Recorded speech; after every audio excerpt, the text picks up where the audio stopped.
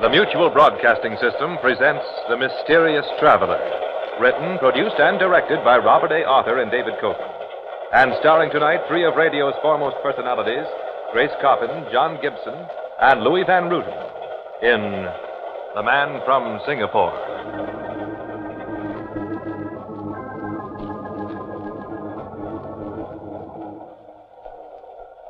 This is the Mysterious Traveler, inviting you to join me on another journey into the realm of the strange and the terrifying.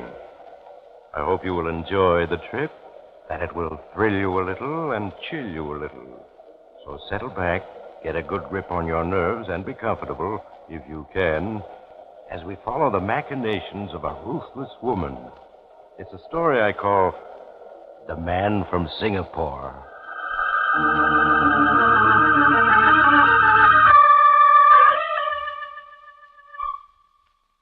My story begins in the San Francisco offices of the John Bates Importing Company. In a large, well-furnished office, Horace Riker, a junior partner in the firm, sits behind his desk, staring unbelievably at a letter which he holds in trembling hands. He reads the letter a second time, then agitatedly turns to the intercom box on his desk. Blanche, come in my office at once, please.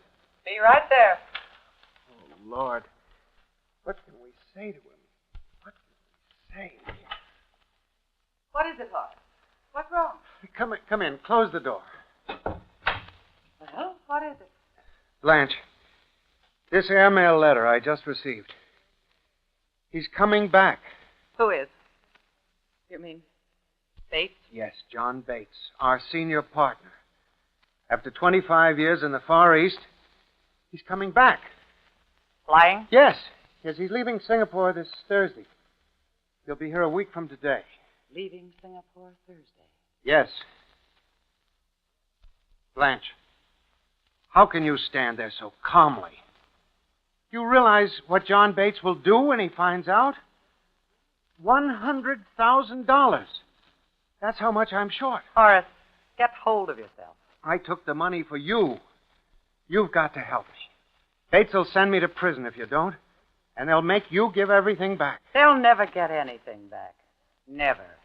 The house, the car, the money. I'm keeping it. You've never met Bates. He's a vindictive man. He'll send me to prison, and you too, if he can. Oh, no, he won't. He isn't sending anyone to prison. He isn't? What'll stop him? I always knew that someday he'd return to this country. That this moment would come. And now it has. Yes. Now it has. I've had a long time to think it over. And there's only one thing we can do. What's that? John Bates is never going to reach San Francisco. What? He's going to vanish in Hawaii. Vanish in Hawaii? What are you talking about? He's leaving Singapore Thursday. He'll be in Hawaii Saturday evening, and we'll stop there overnight. You and I will be in Hawaii when he gets there. What for?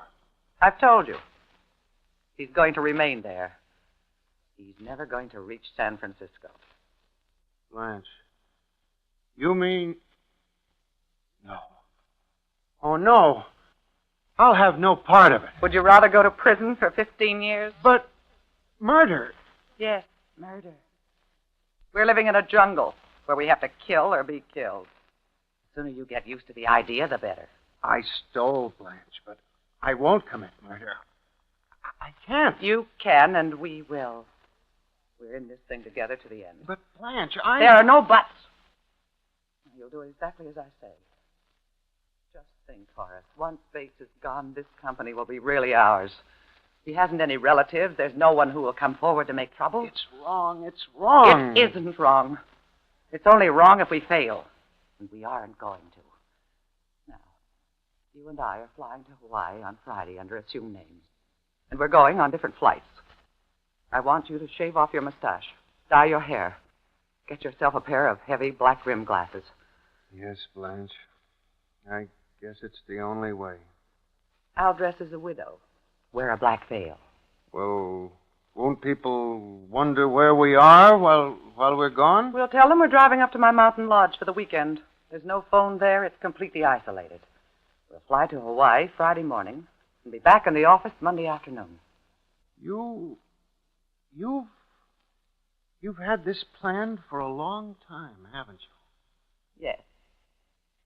You should know by now, Horace, that I won't let anything or anyone stand in my way. I've loved you so blindly, Blanche, that I suppose I've never realized how ruthless you can be. And it's my ruthlessness that will save us. Now, here's the rest of my plan.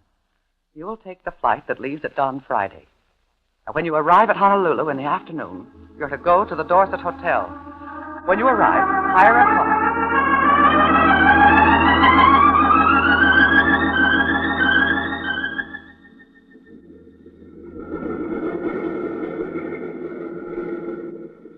There's the Singapore Clipper now, taxiing up to the gate. Bates will be getting out in a minute. Blanche, it's still not too late to change our minds, even if We've come to Hawaii for one thing, Horace, and we're going through with it. There's no turning back for either of us. Yes, but there are so many things that can go wrong. What if Bates doesn't... Nothing will go wrong if you do exactly as I told you. Look, the passengers are leaving the plane now. Point out Bates to me. What with the darkness and the distance, it's hard to tell one passenger from another. There he is. That tall, heavy man speaking to the stewardess? Yes. Yes, that's Bates. All right. You stay here in the car and wait. Yes, Blanche.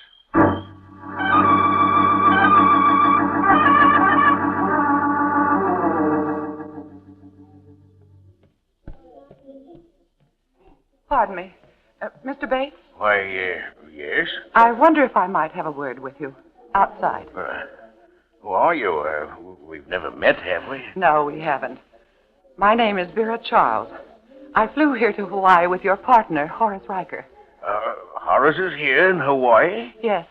As a matter of fact, he's waiting in a car parked just up the avenue. If we can step outside. Very well. What's Horace doing here in Honolulu? Perhaps it would be better if Horace told you. It isn't a very pleasant story. Just who are you, Miss Charles? I'm Horace's fiancée. Oh, I see. I suppose I should offer my congratulations, but at this point, there are a great many things that need clearing up. Horace will explain, Mr. Bates. Where's the car? Right up ahead, that black one. Oh. There's Horace in the back of the car. Oh, yes, I see. Hello, John. Horace, now what's all this about? It's quite an involved story, John. Will you get in the car? Thank you. Oh, I think you'll be more comfortable in the front, Mr. Bates. The suitcases in the back will be in your way. Very well. Now get to it. What's happened? You remember when I was in Singapore last year, I told you about the office manager I'd hired, Blanche Werby. Yes. You said she was a very efficient woman. What about her? Well, she's absconded. Absconded? Yes, with $40,000 of the firm's money. What? Yes, Mr. Bates. She took the money Wednesday. Through sheer accident, Horace learned that she had flown to Hawaii under an assumed name. My word. Horace decided not to waste a moment. Yes? Horace decided not to waste a moment, but to take action. What action? Really, Miss Charles? I thought you were never going to hit him. Now, let's get going.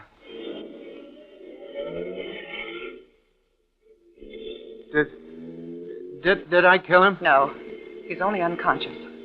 But so far, so good. I doubt if anyone even saw him leave the air terminal. How far is it to the spot you picked? It's 30 miles out. They'll never find him, believe me. Blanche, I won't do it. I can't. I didn't expect you to. I'll do it. We'll bury him out there. 4 hours from now, we'll be on a plane going back to San Francisco.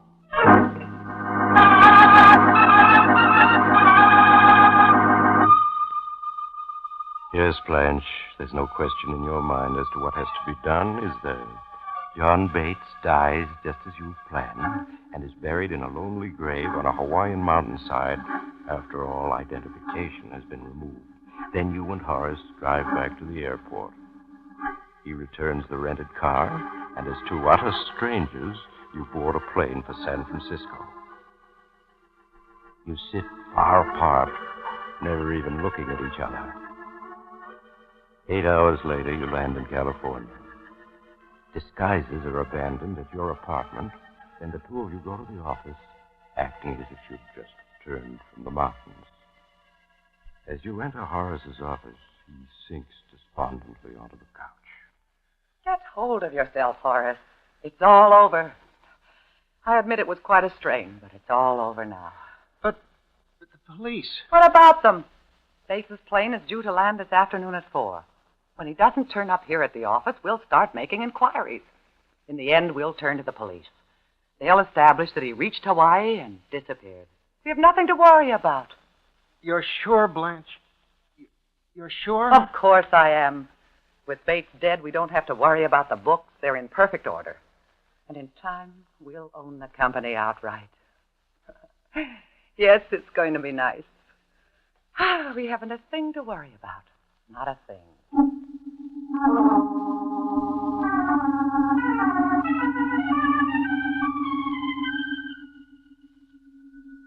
Blanche, Yes? it's almost 6 o'clock. His plane was supposed to have arrived at 4. Shouldn't we call the police now? Certainly not. It's much too soon to become alarmed. Tomorrow morning at 11 or so, when Bates hasn't arrived, you'll call the airlines and make inquiries. And the following day, we'll go to the police. All right, just as you say. Oh, relax, Horace. I'll do the thinking. Yes, Blanche.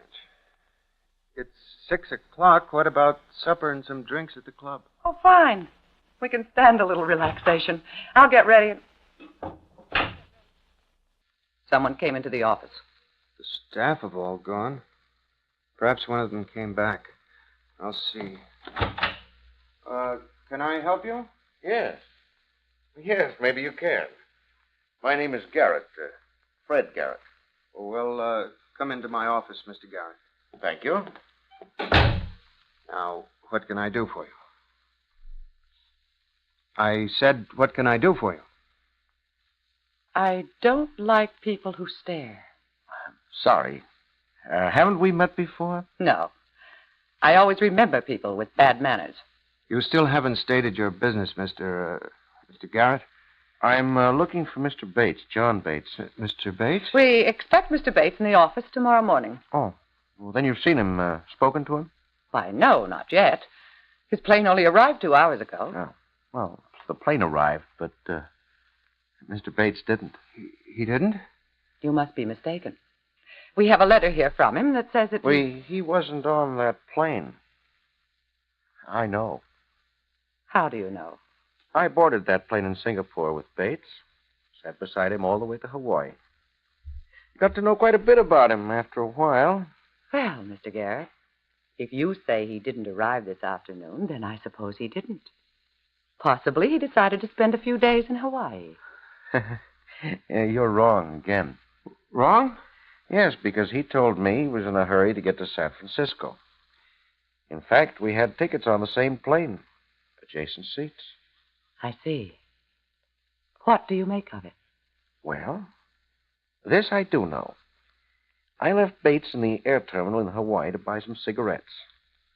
When I turned to look for him, I caught sight of him going out the door with a woman.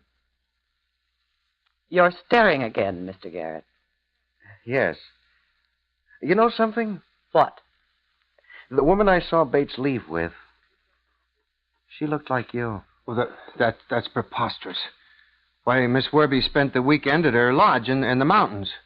You don't say. We do say. I hope it stands up. What do you mean? Let's skip the preliminaries. I'm betting that if the police found out what I know, it would give them an entirely different slant on the whole disappearance. That weekend in the mountains wouldn't stand up. Blanche, if he... Shut up. How much? Swanky office you have here. How much? You know, on that plane trip, I managed to get quite a bit of information out of Bates. told me he hadn't seen the States in 25 years. Alone in the world. No relatives. What are you getting at? The office force expects to see John Bates here tomorrow morning. Right?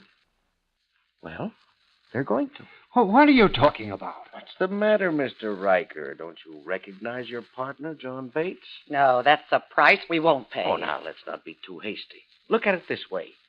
If I'm John Bates, then John Bates can't be missing. Which means there'll be no need to notify the police, start an investigation, which may end, well, who knows where. From the looks of this business, I'm sure there's enough for 3. No. I'm afraid I can't take that as an answer. Tomorrow morning at exactly 9:30 a.m., I'm going to walk into the reception room of this company. The rest will be up to you.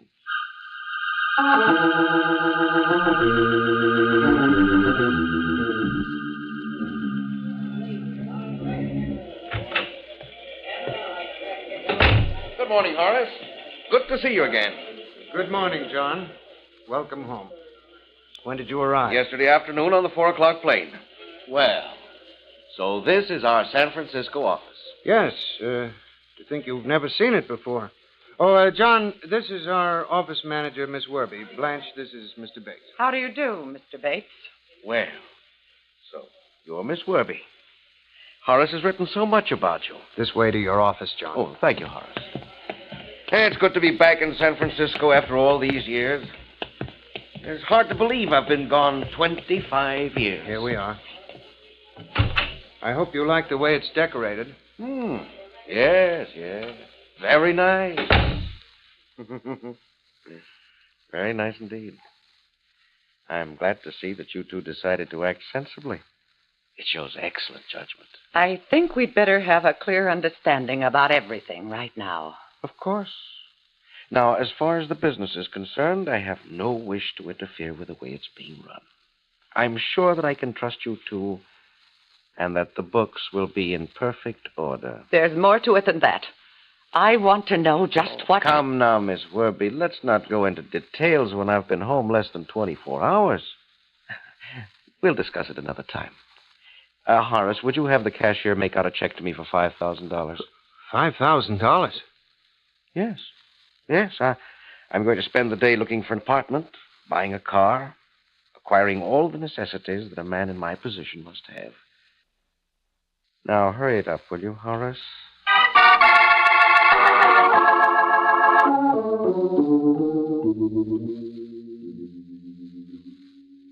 Blanche, why don't you stop pacing the floor and sit down? Have a drink. In 2 weeks, he's taken $17,000. Well, it isn't as though the business couldn't afford it. Oh, you fool. Where do you think it'll all end? He'll milk the business dry. Well, perhaps if you were to have a talk with him, point out... It'll take more than a talk. Oh, to have gotten rid of Bates and then have had this happen. Well, he isn't going to get away with it. Now, Blanche, there's no the use... The second Mr. Bates is going to join the first. No. You think I'm going to let him blackmail me out of everything? Blanche, no. We were lucky the first time. This time, something's bound to go wrong. No, Horace. I'll take care of everything.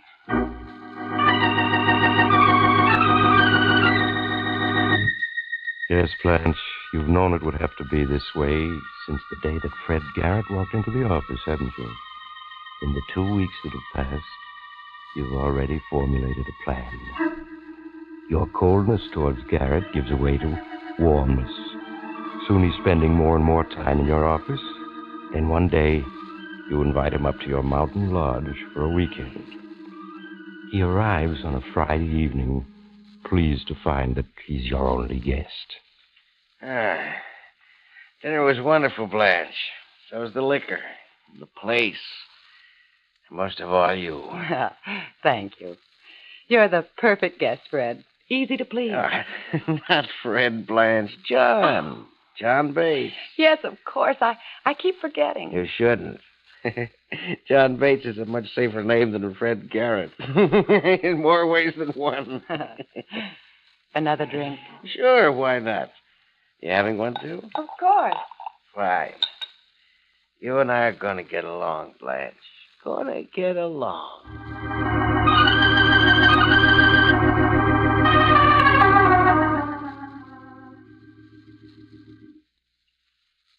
Fred? Fred. That's it. Fall asleep, Fred. Horace! Yes, Blanche. Is he out? He's dead to the world. I thought he'd never pass out. It's almost 1 a.m. The late hour makes it all the better. The road will be empty. Now, pick him up, Horace, and carry him out to the car while I get his suitcase. Yes, Blanche. He's real heavy. Hard to manage. He won't be for long, Horace. Not for long.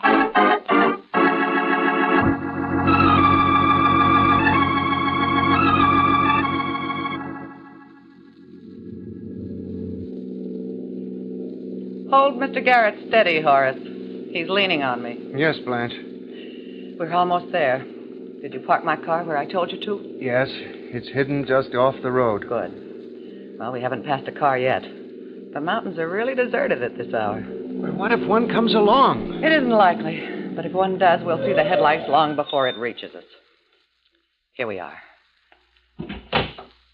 Now, help me get him over here behind the wheel. That's what I'm doing. There. Good. Now, get out and come around here.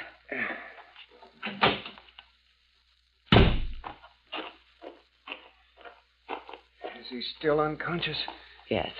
Look up and down the road. Is there a car coming either way? No, Blanche. And stand aside while I release the brake and close the door.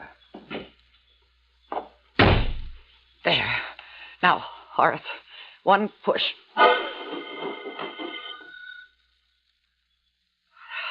There it's going. Look how fast it's picking up speed on the downgrade. It'll go off the road at the curve. There. It's going through the guardrail. There it goes over the cliff. That's what comes of drunken driving. Come on, Blanche. Your car's parked up the road behind those trees. Oh, no. We're going down the side of that mountain to make sure he's dead. But he must be. That was a 100-foot fall. Maybe he is, but we're going down to make certain. But, Blanche, it'll take No us... buts! I've got to be sure.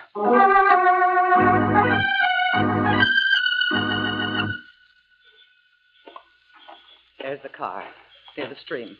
It's completely demolished. He couldn't have lived through that. He'd better not have. Look, Blanche. There he is, lying near the car. He was thrown out by the crash. Yes. See if there's any heartbeat. No, Blanche. I don't want to touch All him. right, I'll do it myself. Is he dead? I can't find any heartbeat, and yet I'm not certain. He must be dead. No one could survive that fall. Maybe not, but we'll play it safe. What are you going to do? Horace, help me drag him the few feet to the edge of that stream. We'll leave him by the edge of the stream, face down in the water. Blanche, must we? I'm sure... Take one of his arms. That's it. Now, pull him along slowly. That's it. As if he'd crawled to the stream for water. There. His face is in the water. We'll wait a few minutes, and then we'll leave. What did I tell you, Horace? It's worked out perfectly.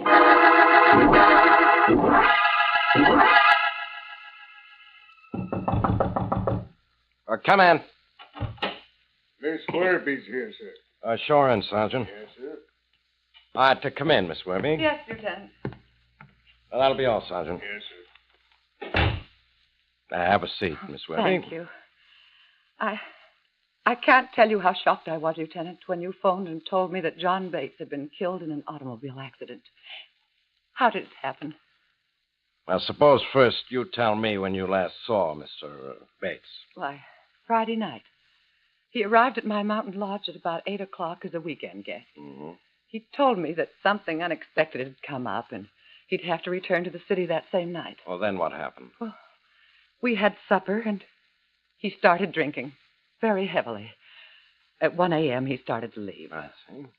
I tried to persuade him to stay overnight, that he was in no condition to drive, but he wouldn't listen. And that was the last you saw of him? Yes. How was he killed? Well, his car plunged through a guardrail. Fell 100 feet down the side of a mountain. Oh, I never should have let him drive off in that condition. That looks like an open and shut case. Except for one thing. Yes? An autopsy was performed on Bates. Seems his neck was broken. He was killed instantly. Oh, I see. But there's one little thing. What do you mean? What we want to know is how could a dead man drag himself 6 feet to the edge of a stream? Why, I don't understand. Well, fortunately, we do. See, Miss Werby, we've been questioning Horace Riker for the past 3 hours. He's finally confessed to everything. No. He claims it was your idea from beginning to end. No, that isn't so. I had nothing to do with Riker it. claims you forced him into it. He's made a full confession. Looks as though you're it, Miss Werby. No. It was he who planned it all. You must believe me, Lieutenant. You must. He threatened to kill me if I didn't do as he told me. I see. Riker, in here. Blanche? Well, they've been questioning me for hours. Questions, endless questions. I've told them we don't know anything about Mr. Bates' death. I've told them. Then you didn't confess. No, Miss Werby, he didn't. We haven't been able to break him. But your confession will do. You tricked me. You tricked me. Yeah, but I wasn't the only one who tricked you. So did Fred Garrett. Fred Garrett. You know that he isn't John Bates? Yeah, we found out this morning he isn't.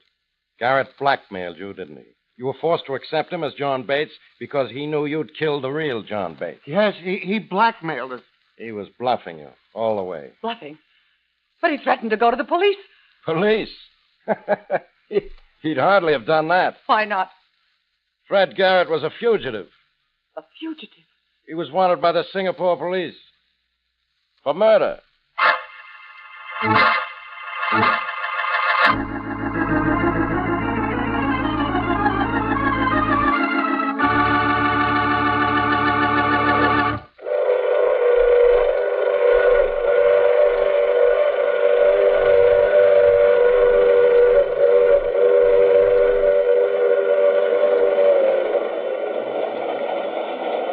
This is the mysterious traveler again.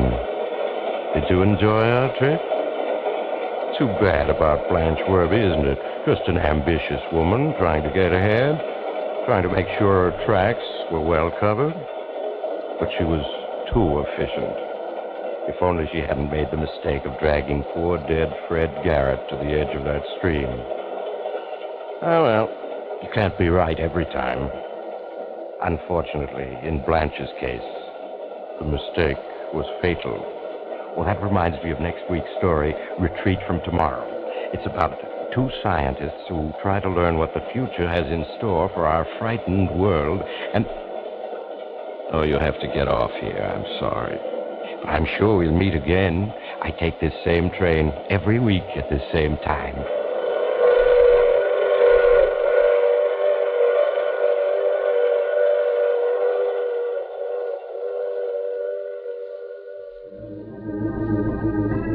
You have just heard The Mysterious Traveler, which is played by Maurice Tarplin. In the cast were Grace Coppin, John Gibson, and Louis Van Ruten.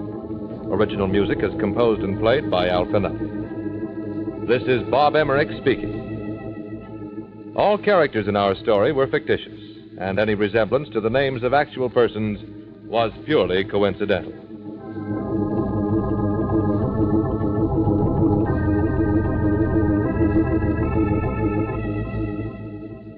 This is the Mutual Broadcasting System.